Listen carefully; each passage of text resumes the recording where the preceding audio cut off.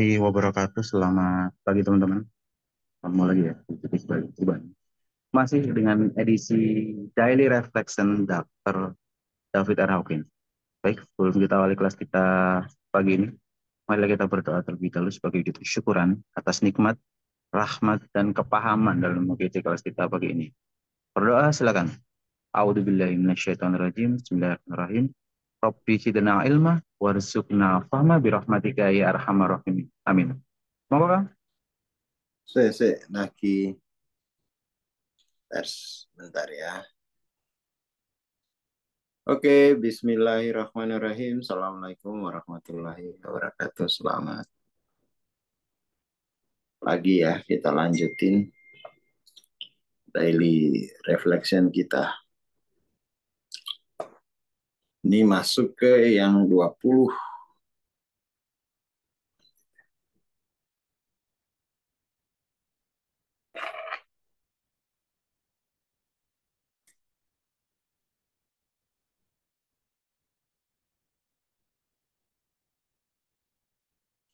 Jadi pada akhir 20 ini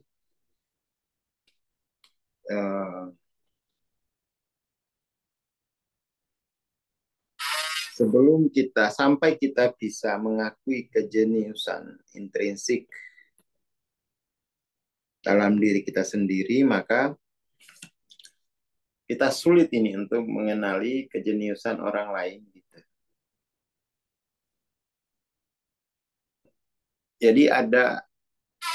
Jadi orang tuh butuh mengenali dirinya dulu gitu ya. Jadi sebenarnya kita memperlakukan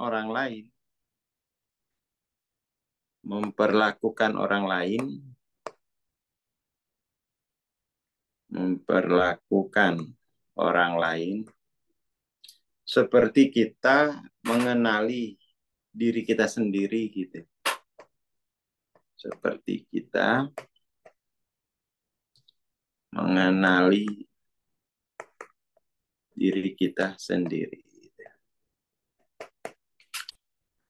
Jadi kalau kita mengetahui bahwa pada diri kita ada keilahian gitu, maka kita akan memperlakukan atau melihat semua orang itu dalam konteks itu gitu ya. Jadi diri kita sebagai konteks untuk memperlakukan atau untuk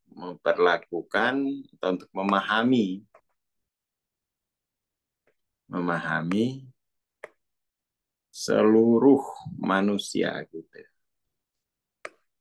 Makanya salah satu hadiah terbesar bagi kemanusiaan itu adalah mentransformasi diri kita sampai dia tercerahkan dengan keilahiannya. Ini yang paling penting ya. Ini yang paling penting bahwa dan harus kita tulis ini rame-rame. Diri kita sendiri sebagai bagi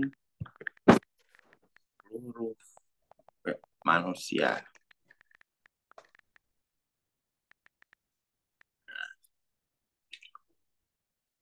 Jadi jika konteks diri kita itu adalah konteks dimensi keempat, maka kita akan memperlakukan semua orang dalam konteks dimensi keempat.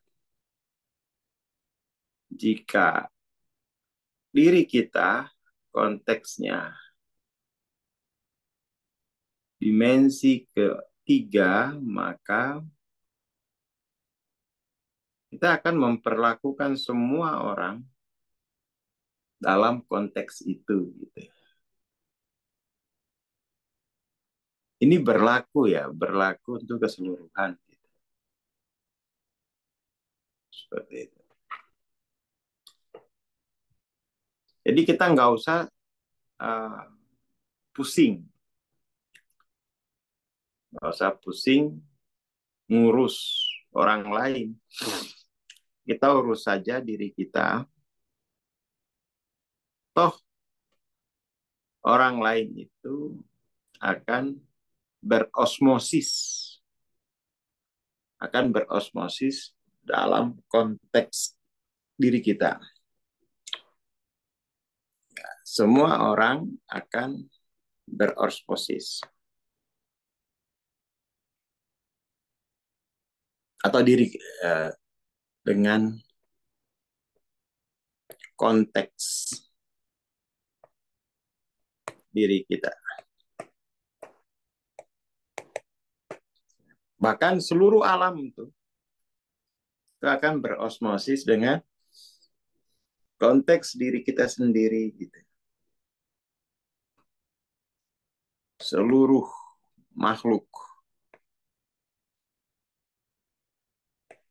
akan berosmosis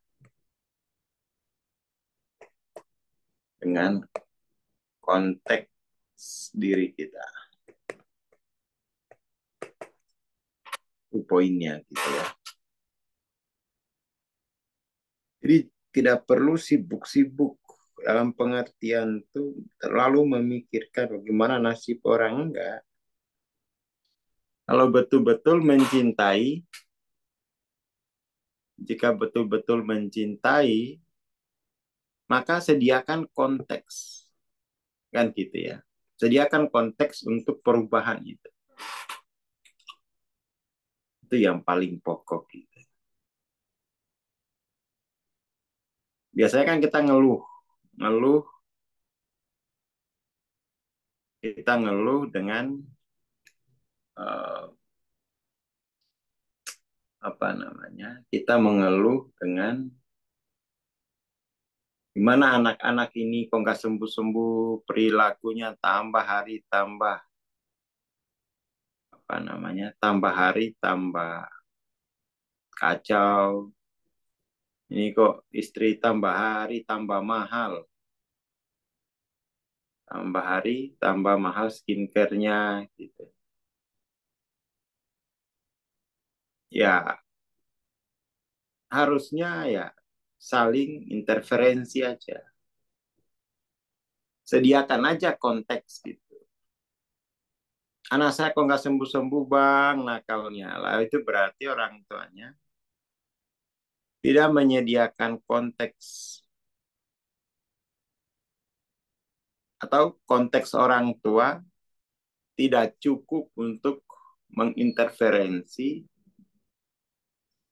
perubahan yang dia harapkan terjadi pada anaknya gitu.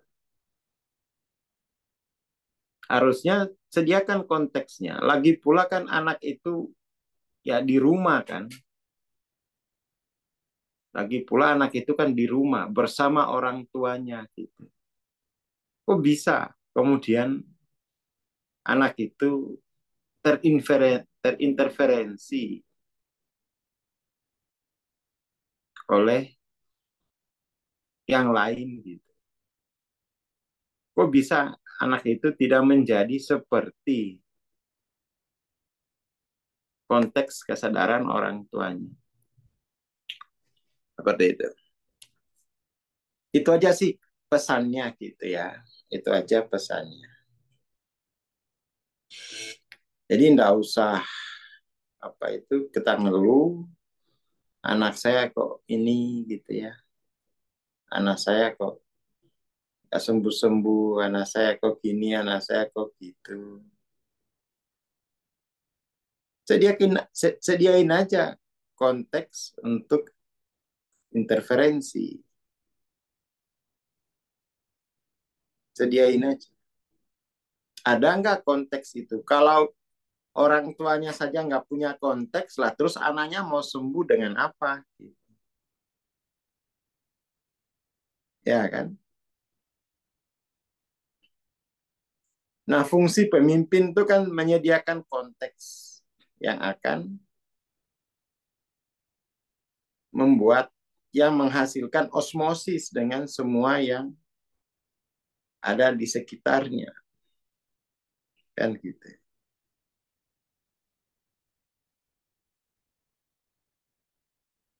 Oke, itu dulu pagi ini ya. Simple, tapi itu bisa apa ya? Ya kita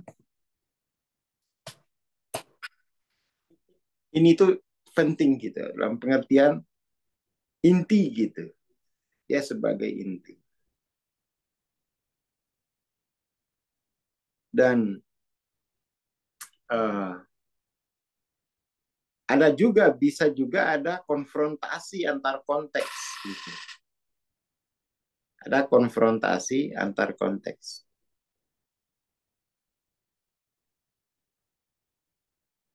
Tetapi nanti yang menang adalah konteks yang lebih tinggi. Jadi sebenarnya nggak usah takut juga di apa kopio-kopio itu kan adalah sebenarnya konfrontasi antar konteks. Konfrontasi ya kan antar konteks. Ya itu dulu untuk pagi ini. Matur nuwun. Selamat pagi. Assalamualaikum warahmatullahi wabarakatuh. Waalaikumsalam warahmatullahi wabarakatuh. Terima kasih Bang Suar. Terima kasih teman-teman. Ya, tetap ya. Perluas konteks ya, supaya kita bisa membersamai keluarga kita. Dan bagi teman-teman masih mengingatkan ya, yang belum mempunyai buku pendasaran diri, ada buku Transcending Level of Consciousness, ada Dissolving Ego sama Power Force. Terima kasih. Kita bertemu Rabu insya Allah. Assalamualaikum warahmatullahi wabarakatuh. Selamat pagi dan selamat beraktivitas.